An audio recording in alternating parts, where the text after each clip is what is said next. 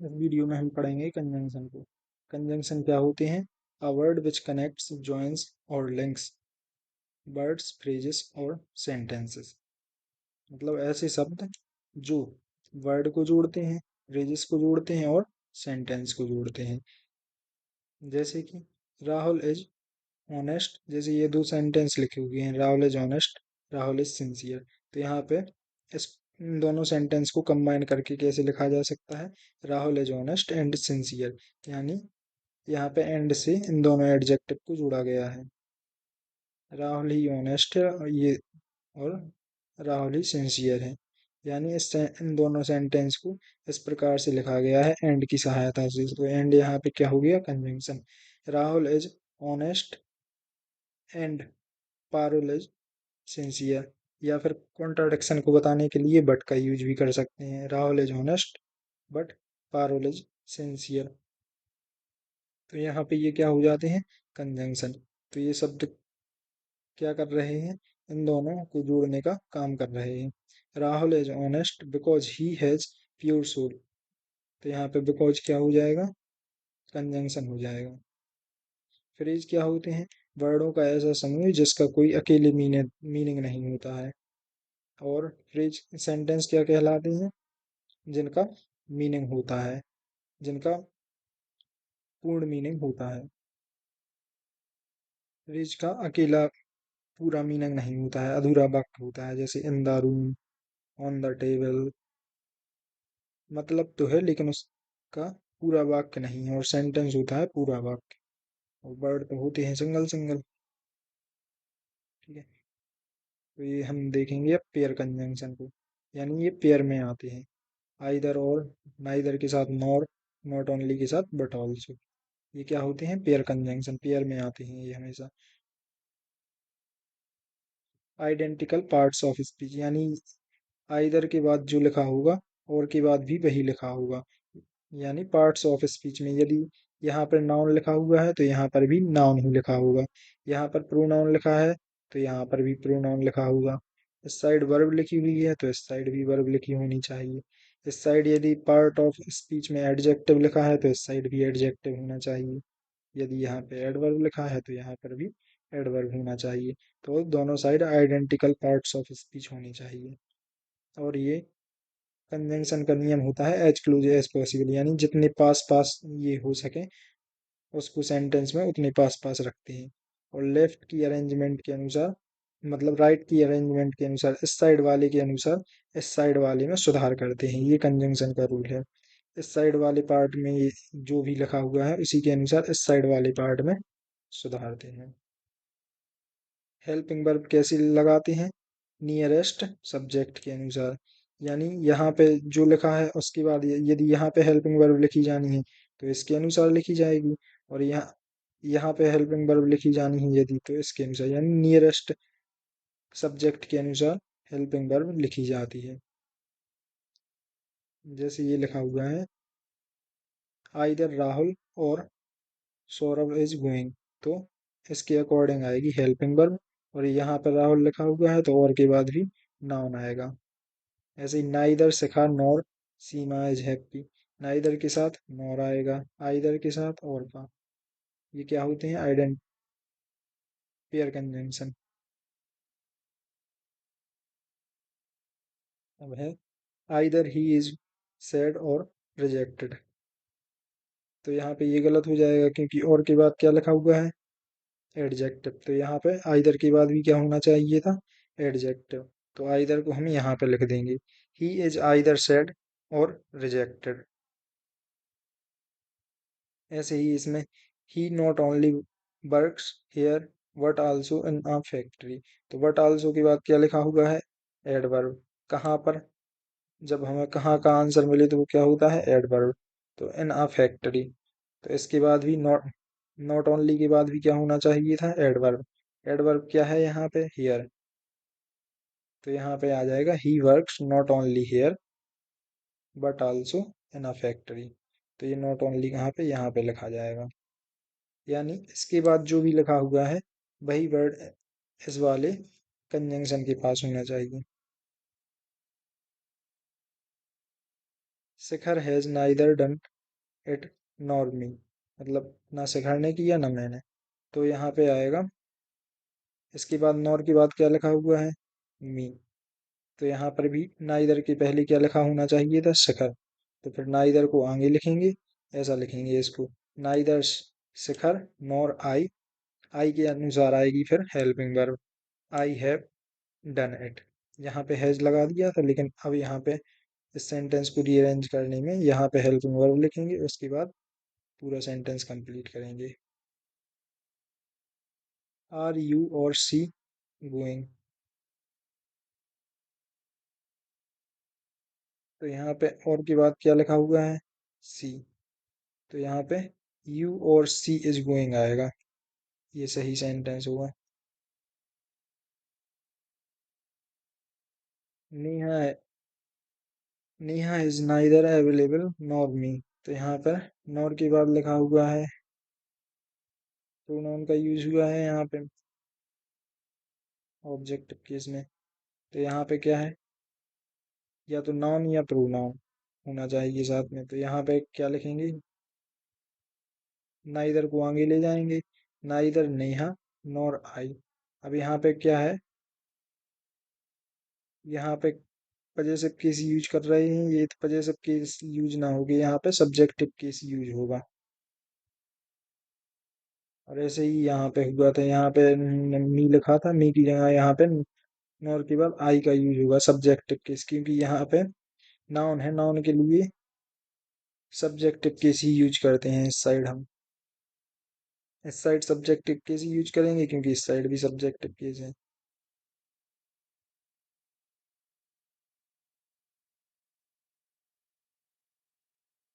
वही हम pronoun use करते हैं जो नाउन के लिए यूज होते हैं,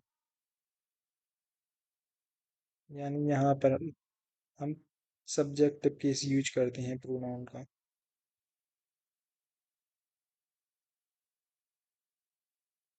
दूसरे वाले कंजंक्शन की, पेयर कंजंक्शन की बात, जैसे ये लिखा हुआ है, she is not only a doctor but also her friend's mother. But also के बाद लिखा हुआ है हर फ्रेंड्स मदर।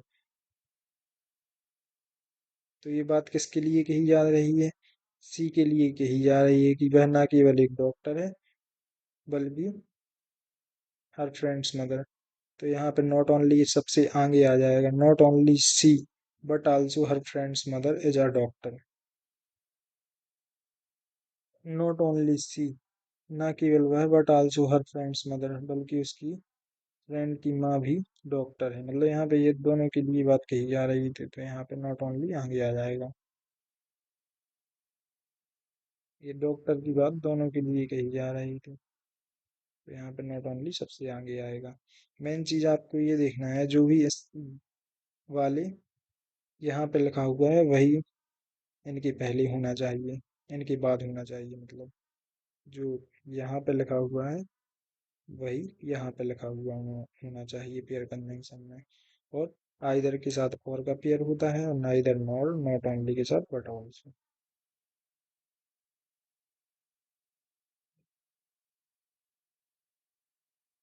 अब हम देखेंगे फ्रॉम टू, फ्रॉम टिल और बिटवीन एंड की यूज को। फ्रॉम टू का यूज कहाँ किया जाता है, जहाँ पर सेंटेंस में टाइम की बात हो, प्लेस की बात हो, लेकिन उसमें सेंटेंस में क्या हो, मूवमेंट की बात की जा रही हो।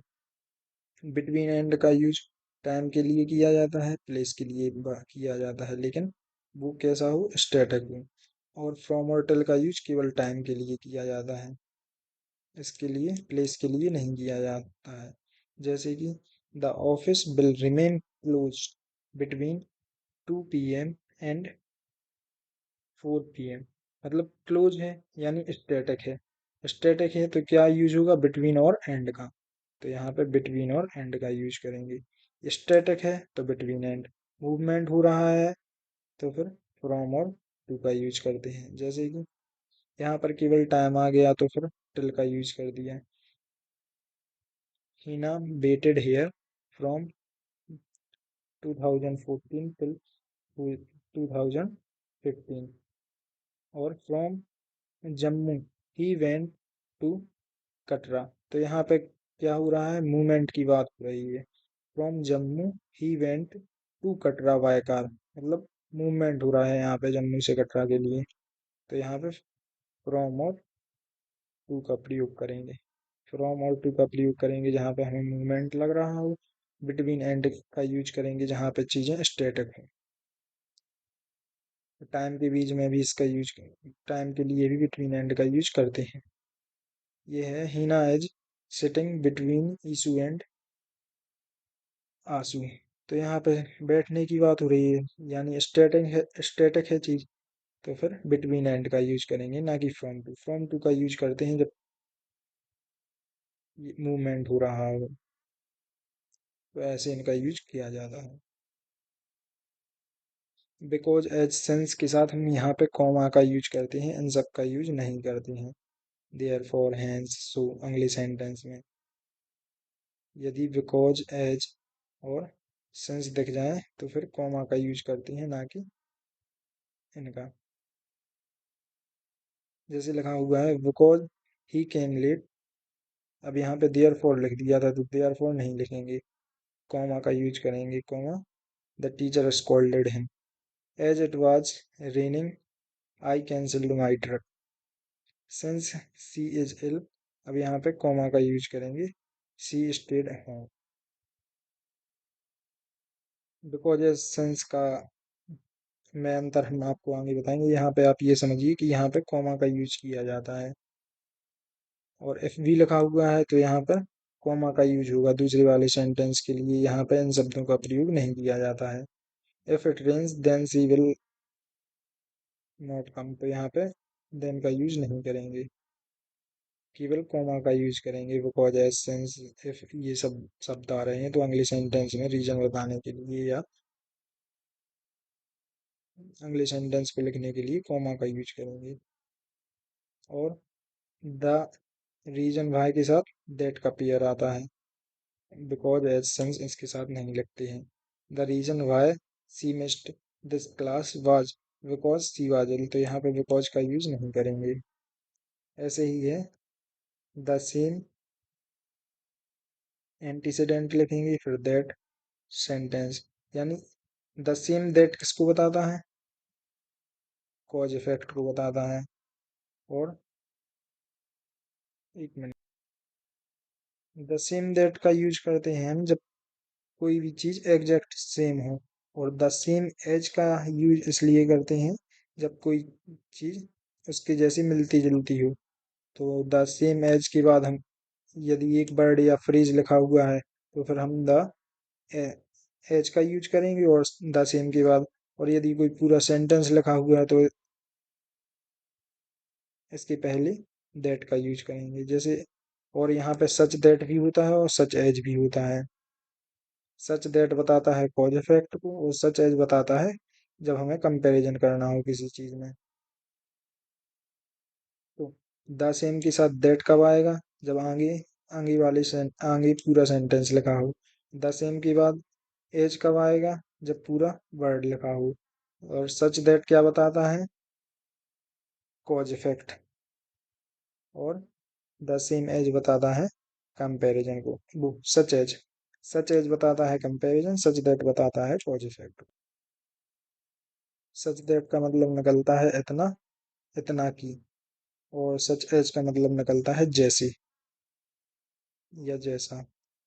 जैसे हम क्वेश्चन करेंगे, ही liked the same dress that I had, तो इसके बाद सेंटेंस लिखा हुआ है आई हैड, मेरे पास थी जैसी ड्रेस उसी के। ही लाइक्ड द सेम ड्रेस, उसे भी वैसी ड्रेस पसंद थी, तो द सेम लगा हुआ है तो इसकी बात क्या आएगा, दैट का यूज करेंगे। बिल्कुल वैसी ही ड्रेस उसे भी पसंद थी। He liked the same dress, उसे वही ड्रेस पसंद आई जो मेरे पास थी, that I had.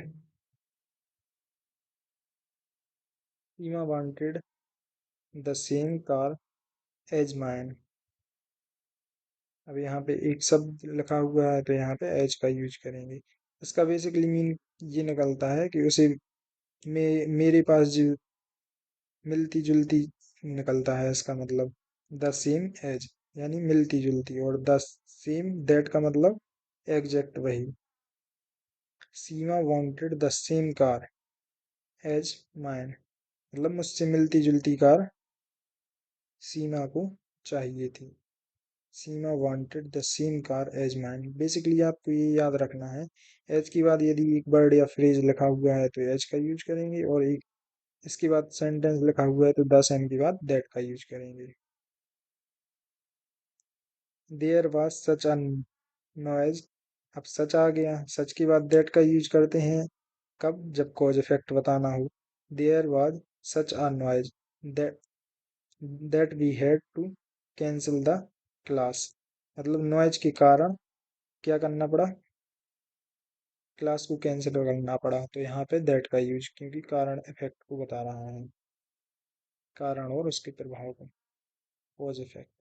He is not such a shopkeeper as I had expected, तो यहाँ पे क्या हो रहा है, जैसा उसने सोचा था वह वैसा शॉपकीपर नहीं है।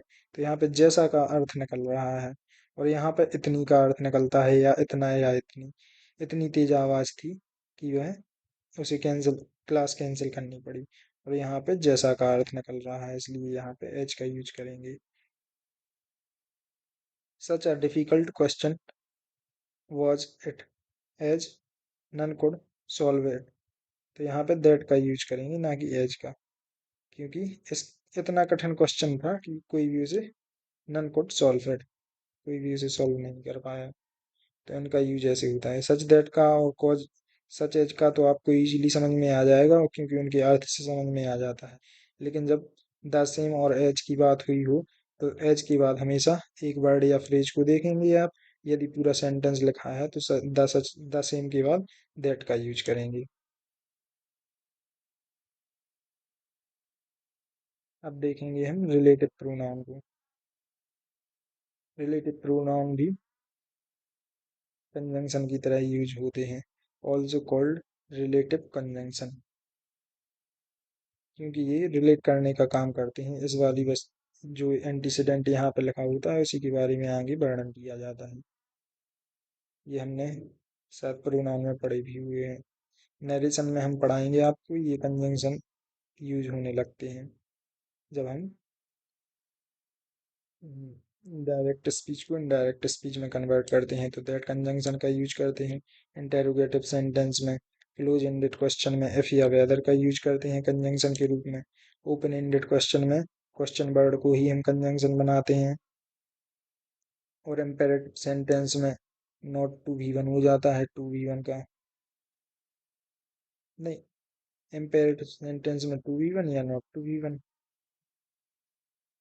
और एक्सक्लेमेटरी या ऑप्टेटिव सेंटेंस में दैट कंजंक्शन का यूज करते हैं। ये नरेशन में कंजंक्शन ये वाले यूज होते हैं, और रिलेटिव प्रोनाउन में हम आपको ये इन कंजंक्शन का यूज पढ़ा चुके हैं। Ritika met him who is a who is her senior, तो यहाँ पे हु किसको रिलेट करने की बात कर रहा है, हिम को, हिम की आगे बात कही गई है। Ritika met him who is her senior. Where और व्हेन, ये क्या है, रिलेटिव एडवर्ब है। ये भी कंजंक्शन की तरह यूज हो रहे हैं, क्योंकि ये यहाँ की बात इसके साथ रिलेट कर रहे हैं। दिस इज द होटल, यह वही होटल है, where we stayed last year, जहाँ हम पिछली साल रुके हुए थे।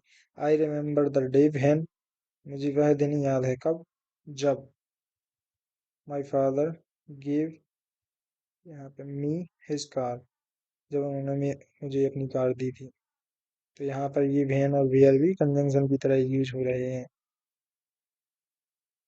तो इन्हें बोलते हैं रिलेटिव एडवर्ब, और ये होते हैं सबऑर्डिनेट कंजंक्शन, रिलेटिव प्रोनाउन। इन सब का यूज हम प्रोनाउन में देख चुके हैं।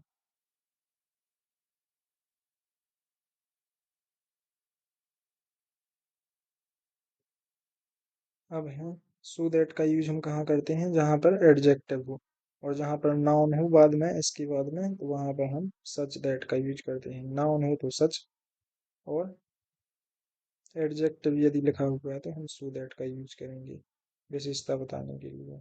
जैसे ये लिखा हुआ है, संज्ञा रहित विशेषण से पहले सो का प्रयोग होता है, सच का प्रयोग अकेली संज्ञा या विशेषण युक्त संज्ञा से पहले होता है।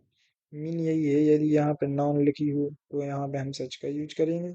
वैसे भी सेंटेंस को पूरा पढ़ने से समझ में आ जाएगा कि यहाँ पे सो का प्रयोग नहीं होगा, सच का प्रयोग होगा।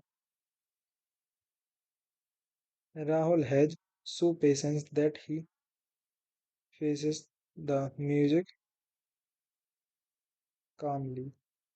तो यहाँ पे इतना पेशेंस है, इतना का सेंस आ रहा है, तो यहाँ पे सच का यूज होगा, ना कि सो का। He is so intelligent that he can solve. जब कोई हम इनएबिलिटी वो एबिलिटी या बिहेवियर वाली बात बताते हैं आगे वाले सेंटेंस में, तो हम सो दैट का यूज करते हैं। हमने बताया था आपको सो दैट का यूज जब हमने पढ़ा था। It was so cold we stayed at home. तो यहाँ पे इट वॉज सो कोल्ड का यूज कर सकते हैं। It was such a cold night that we stayed at home. तो यहाँ पे सच दैट का यूज करेंगे। It was so cold we stayed at home. तो यहाँ पर केवल सो का यूज हुआ है, और यहाँ पे सच आ का यूज करते हैं साथ में। मतलब इतनी ठंड थी कि हम घर पर ही रहे। और it was such a cold night, इतनी ठंडी रात थी, तो यहाँ पे इतनी का सेंस आ रहा है। और यहाँ पे दैट का की का अर्थ आ रहा है कि हम घर पर ही रहे। बेसिकली यहाँ पे यदि एडजेक्टिव लिखा है तो सो दैट का यूज करेंगे, और सच दैट और सच एज का यूज किसी कैसे करते हैं कॉज इफेक्ट के लिए, यहाँ पे कंपैरिजन बताने के लिए द सेम का दैट के साथ यूज करेंगे जब बाद में सेंटेंस आए, और द सेम एज का जब कोई वर्ड आए।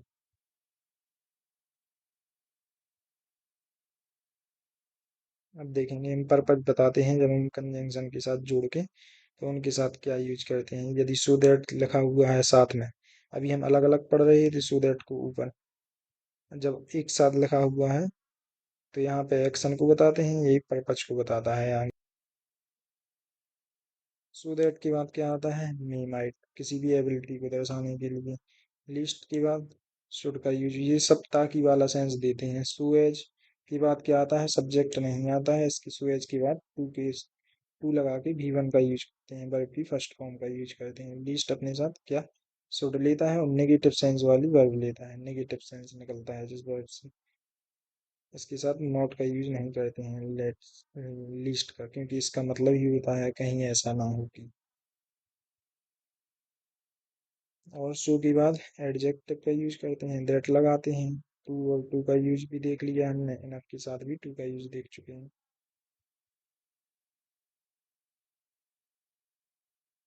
सो एडजेक्टिव एज, ये कब लगाते हैं, कंपैरिजन को बताने के लिए।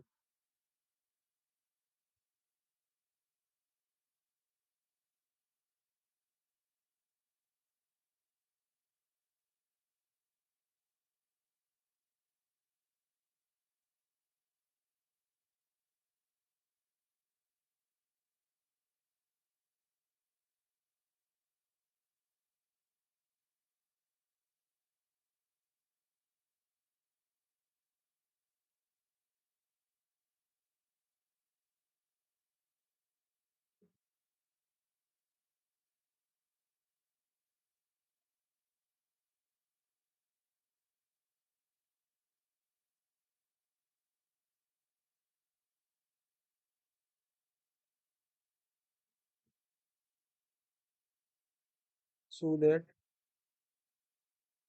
टू एज, और एज का प्रयोग भी देखा था। एज का प्रयोग हम पॉजिटिव के लिए करते हैं, और सो एज का प्रयोग नेगेटिव सेंटेंस के लिए करते हैं। जैसे लिखा हुआ है Simran is not so happy, not लगा है तो नॉट सो हैप्पी एज नशा है। यदि यहाँ पर नॉट नहीं लगा होता तो यहाँ पे एज का यूज करते हैं। सिमरन इज एज हैप्पी एज नशा है जी, यहाँ पे एज एज यूज करते हैं तब वह इक्वली का सेंस देता है, उतनी ही हैप्पी है जितनी की निशा। और नॉट का यूज करते हैं तब हम सो एज का यूज करते हैं। जैसे ये लिखा हुआ है she works hard so that सी में क्वालिफाई द इंटरव्यू। यहाँ पे उसे मतलब मेहनत करनी चाहिए ताकि वह इंटरव्यू क्वालिफाई कर सके। तो इसको एज के रूप में जब हम यूज करेंगे तो एज सो एज के साथ यूज करेंगे, तो टू के साथ भी वन का यूज करेंगे, यहाँ से सब्जेक्ट नहीं लिखेंगे। यदि सो एज के साथ लिखते हैं, ये तीनों ताकि का सेंस देते हैं। She work she works hard so as to qualify the interview. इसका भी मतलब वही है, इसका भी मतलब वही है।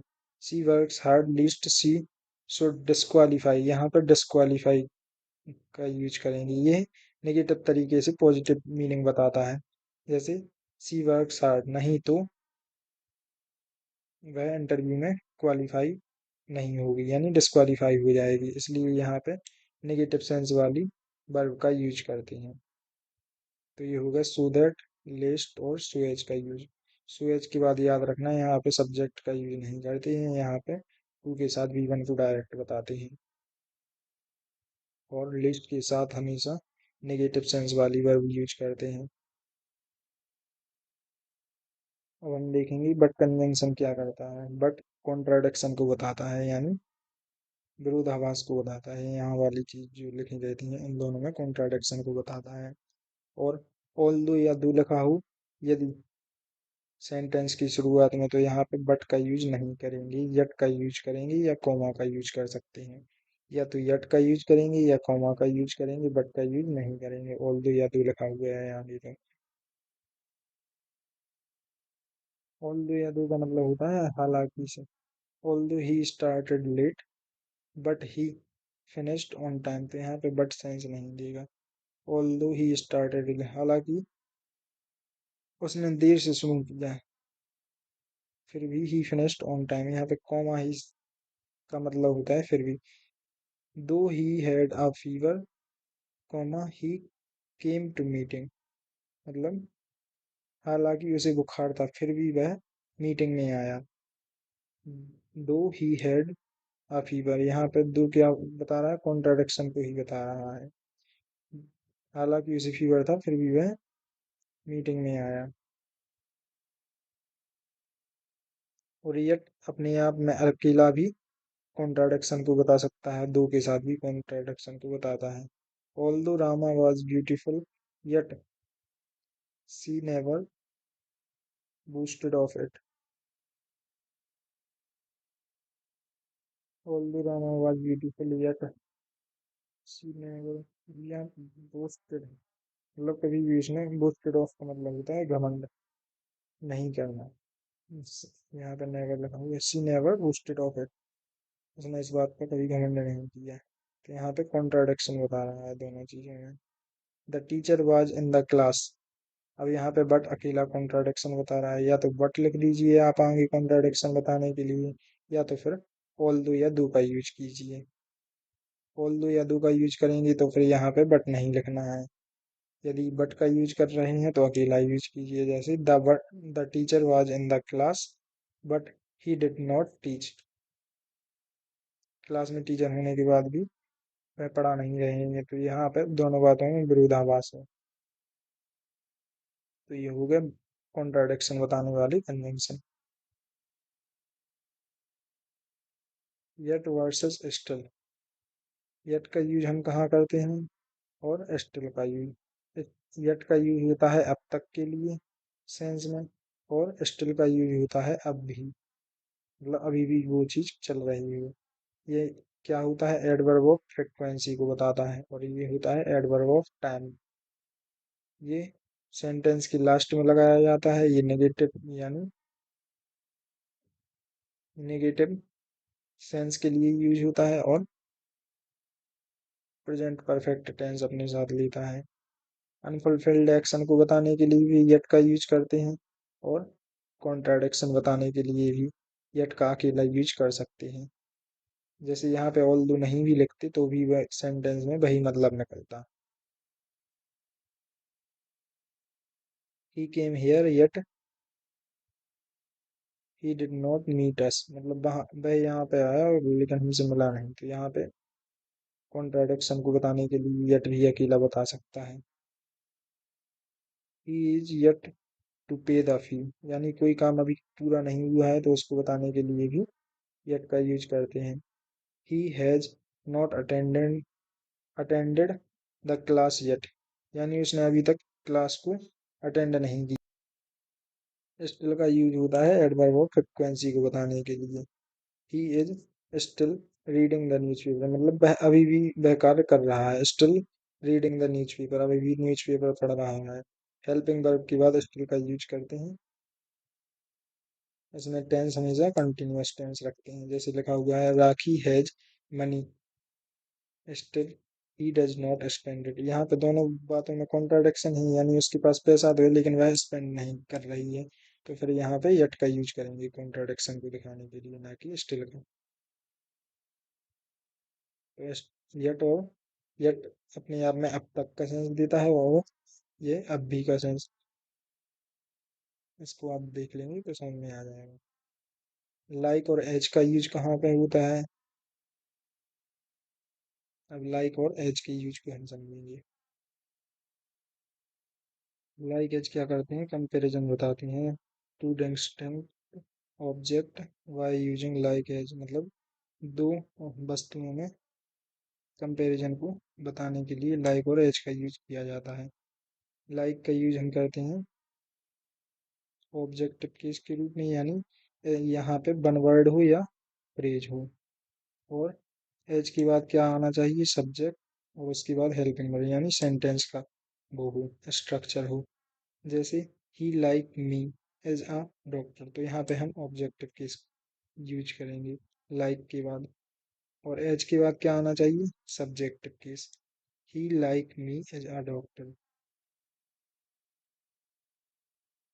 वह मेरी तरह से एक डॉक्टर है। और यहाँ पे है एज के बाद क्या आना चाहिए? ऑब्जेक्ट, सब्जेक्टिव केस, यानी सब्जेक्ट और उसके बाद हेल्पिंग वर्ब, और ये सब यानी सेंटेंस हो एज के बाद। जैसे लिखा हुआ है Rohan works as the bull does, अब यहाँ पे डज लिखा था तो एज का यूज सही है, लेकिन यहाँ पे एज के बाद केवल द बुल लिखा हुआ था तो ये गलत हो जाएगा। Rohan works as the bull does, तो ये सही हो जाएगा, मतलब बैल की तरह कार्य करता है रोहन, यानी कंपैरिजन बताने के लिए इसका यूज हो रहा है। Rohan works like a bull, अब यहाँ पे एक सब एक ही वर्ड लिखा हुआ है, एक ही वर्ड लिखा हो या फ्रेज लिखा हो, तो फिर हम लाइक का यूज करते हैं कंपैरिजन को बताने के लिए। Rohan works like the bull, और यहाँ पे यदि यहाँ पे बुल लिखना था अकेला तो इसके साथ डज लिखेंगे, यदि एच का यूज करना है। दोनों ही कंपैरिजन को बताते हैं, लेकिन एच के बाद क्या सब्जेक्टिव केस आना चाहिए और पूरा सेंटेंस लिखा हुआ होना चाहिए। सेंटेंस इन द सेंस उसकी हेल्पिंग वर्ब या वर्ब साथ में होनी चाहिए। जैसे भी और ऑब्जेक्ट एग्जाम्पल देखेंगे तो समझ में आ जाएगा। Baahubali fought as a lion does, तो यहाँ पे सब्जेक्ट है और हेल्पिंग वर्ब, तो यहाँ पे क्या आ जाएगा? एज का यूज करेंगे। सब्जेक्टिव केस दिख रहा है, यानी सब्जेक्ट दिख रहा है और वर्ब दिख रही है, तो फिर हम एज का यूज करेंगे। यहाँ पे केवल एक ही शब्द दिख रहा है तो फिर लाइक का यूज करेंगे केवल। His face shone like the moon, my love is like a red rose, तो यहाँ पे लाइक का यूज करेंगे क्योंकि एक ही शब्द लिखा हुआ है red rose. Like a warrior, तो यहाँ पे एक ही शब्द लिखा हुआ है तो फिर यहाँ पे लाइक का यूज करेंगे। Renuka solved all the problems like a warrior. As the doctor works, यहाँ पे सब्जेक्ट लिखा हुआ है, उसकी हेल्पिंग वर्ब है तो फिर एज का यूज करेंगे। यानी मेन बात ये है, यदि एज के बाद सेंटेंस आ रहा है तो फिर एज का यूज करेंगे, और वर्ड या फ्रेज आ रहा है कंपैरिजन दिखाने के लिए तो फिर लाइक का यूज करेंगे। दोनों का यूज कंपैरिजन दिखाने के लिए होता है। अब देखेंगे इनका इन्वर्जन कैसा होता है एडवर्ब का। जब हमें शुरू में क्या दिख जाए, हार्डली, रेयरली, बेयरली, स्केर्सली और भी शब्द होते हैं, ये आपको सेंटेंस में पूरे शब्द पीडीएफ में देखने के लिए मिल जाएंगे टेंस वाली क्लास जब होगी। हार्डली, रेयरली, बेयरली, इनके बाद क्या आती है? Helping verb. और ये वाली जब एडवर्ब आते हैं आगे तो फिर बिल, सेल, वुड, इनका यूज नहीं होता है। इनके बाद क्या आता है? कंजंक्शन के रूप में वैन का यूज होता है, ना कि कॉमा का यूज होता है। हार्डली, वैन, रेयरली, इन सब के बाद क्या होता है, कंजंक्शन के रूप में वैन का यूज होता है, ना कि कॉमा का यूज होता है। ये याद रखना, बस यही पेपर में दिया जाता है। और यहाँ पे इनके बाद क्या, विल सेल वुड, इनका यूज नहीं होता है, ना ही यहाँ पे इस वाली सेंटेंस में भी विल सेल या वुड का यूज नहीं होता है। या तो आप डिड का यूज कीजिए, हेड का यूज कीजिए, या इनका यूज कीजिए, लेकिन कंजंक्शन हमेशा वैन यूज होगा, और यहाँ पे बिल सेल वुड इनका यूज नहीं होगा। हार्डली डज रवि रिसीव, या यहाँ पे डायरेक्ट लिखा हुआ था हार्डली रवि रिसीव्स, तो ये गलत हो जाएगा, यहाँ पे हेल्पिंग वर्ब यूज होगी। Hardly does Ravi receive his salary when he goes for shopping, तो यहाँ पे व्हेन का यूज होगा। Scarcely did Isa Isa come late when RF scolded her, तो यहाँ पे when का यूज होगा इनके साथ, नेगेटिव एडवर्ब के साथ। और इसके बाद क्या आएगी, हेल्पिंग वर्ब आएगी। हार्डली, रेयरली, रेयरली, स्केर्सली, इनके साथ क्या आएगी, हेल्पिंग वर्ब आएगी। Rarely does the PM correct his approach when people appreciate him, इन सबके साथ क्या आएगा, when का यूज होगा, ये आप याद रखना। अब ये है कंपेरेटिव डिग्री वाले वर्ड, तो इनके साथ क्या आता है, देन का यूज होता है कंपैरिजन बताने के लिए, जैसे no later, no sooner, no quicker, तो ये क्या है, कंपैरिजन के लिए यूज हुए हैं। तो इनके साथ क्या होगा, वैन यूज होगा। फिर इसके बाद क्या आएगी, हेल्पिंग वर्ड। ये क्या है, सब नेगेटिव है, इसलिए इनके बाद क्या आता है, हेल्पिंग वर्ब आती है। इनको हम इन्वर्जन भी बोलते हैं, नेगेटिव सेंस वाली एडवर्ब। ऐसे ही यहाँ पे जब कंपेरेटिव डिग्री वाले आ जाते हैं तो इनके साथ देन का यूज होता है। और जब कंपेरेटिव डिग्री ना हो, केवल नेगेटिव सेंस वाले एडवर्ब हों, तो फिर इसके बाद हेल्पिंग वर्ब आती है, जैसे no soon, no quick, on no accident account, on no account, on no event, इनके साथ वैन का यूज होता है। इनके साथ वैन का यूज होगा, लेकिन कंपेरेटिव डिग्री वालों के साथ देन का यूज होगा। जैसे लिखा है नो सूनर, तो फिर उसके बाद क्या चाहिए, हेल्पिंग वर्ब, तो यहाँ पे सो का सी हो जाएगा, और यहाँ पे डिड आएगा, ये did the thief see the police, और फिर देन का यूज होगा THEN वाला, ना कि THEN वाला, तो फिर देन ही स्टार्टेड रनिंग। इन सब का इनका अर्थ निकलता है जैसे ही the thief see the police, चोर ने पुलिस को देखा, देन ही स्टार्टेड रनिंग, उसने भागना शुरू कर दिया। ये, तो इनके साथ क्या, वैन का यूज होता है कन्वेंशन के रूप में, इनके साथ देन का यूज होता है। और ऐसे ही यहाँ पे जब ये नेगेटिव एडवर्ब आते हैं, नेगेटिव सेंस वाली, हार्डली, रेयरली, वियरली, तो ये अपने साथ वैन का यूज, इनके साथ वैन का यूज होता है कन्वेंशन का। केवल यहाँ पे देन का यूज करेंगे जहाँ पे हमें कंपेरेटिव डिग्री वाली ये शब्द मिल जाते हैं।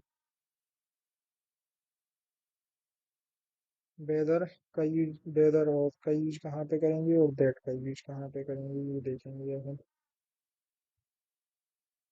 जब हमें डाउट हो या ना संदेह हो, तो हम वेदर और का यूज करते हैं। और जब हमें संदेह नहीं हो किसी बात पे, तो हम दैट का यूज करते हैं वहाँ पे कंजंक्शन के रूप में। जैसे ये लिखा हुआ है आई नो दैट, जब वह जानता है, तो या फिर यहाँ पे दैट का यूज करेंगे, you are a decent person. और यहाँ पे he doubted whether the news was true, तो यहाँ पे डाउट कर रहा है, तो वेदर का यूज करते हैं यहाँ पे हम चॉइस के लिए। इसका यूज चॉइस के लिए होता है, इसका यूज जब चीज डेफिनेट हो या श्योर हो, तो हम दैट का यूज, कन्वेंशन का यूज करते हैं।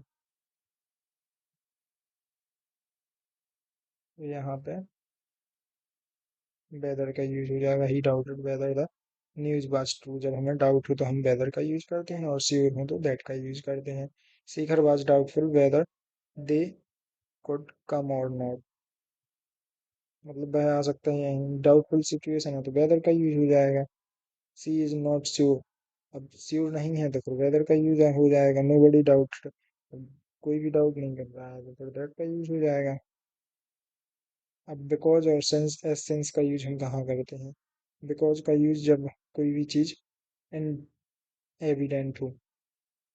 बिकॉज का सेंस निकलता है बी प्लस कॉज से बनकर, मिलकर बनता है बाय द कॉज, यानी इसके कारण। इसका यूज हम फॉर्मल सेंस, फॉर्मल के लिए यूज करते हैं, और इनका यूज हम इनफॉर्मल के लिए यूज करते हैं। जब कारण औपचारिक हो तो फिर हम बिकॉज का यूज दोनों तीनों कारण के लिए यूज होते हैं, कारण को बताने के लिए। जब कारण इम्पोर्टेंट हो तो फिर हम बिकॉज का यूज करते हैं, नहीं तो फिर इनफॉर्मल के लिए हम एज और सिंस का यूज कर लेते हैं। एज या सिंस दोनों लगा सकते हैं। He was late, he was punished, because he has not sign. अब यहाँ पे साइन की बात हो गई है, यानी फॉर्मल चीज हो गई है कोई। औपचारिक hedge report could not be submitted, तो फिर यहाँ पे बिकॉज का यूज करेंगे। जब कारण जोरदार हो तो फिर हम बिकॉज का यूज करते हैं। As since he was rich, he could afford expensive holiday, तो यहाँ पे हम एज या सिंस का यूज कर सकते हैं।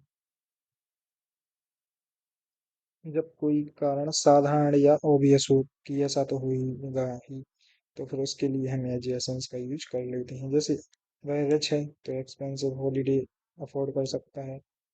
वह लेट है इसलिए उसे पनिशमेंट मिलेगी, मतलब जो चीज ओबियस है कारण उसका ओबियस है, तो फिर एज या सेंस का यूज कर लेते हैं। लेकिन जब फॉर्मल हो, जोरदार हो, मतलब जोर दे के कोई बात कही जा रही है, तो वहां पे बिकॉज का यूज करते हैं। He came late because he was busy on a phone call, तो फिर यहाँ पे बिकॉज का यूज करेंगे। ये तीनों रीजन बताने का काम करते हैं, और ये आइडेंटिकल पेयर हमने बता ही दिया। यदि एक बार आइदर और का यूज हो रहा है तो आगे भी और का यूज हम कर सकते हैं। नाइदर नॉर, एक बार और नॉर का यूज करेंगे, यहाँ पे तीनों जगह पे सेम चीज रखेंगे। यदि यहाँ पे नाउन है तो यहाँ पे भी नाउन होगी, वो हमने आपको ये तीनों बता ही दिए हैं ऊपर। यहाँ पे कन्वेंशन खत्म होते हैं। आपको वीडियो अच्छी लगी हो तो आप अपने दोस्तों के साथ इसको शेयर कर सकते हैं। Thank you.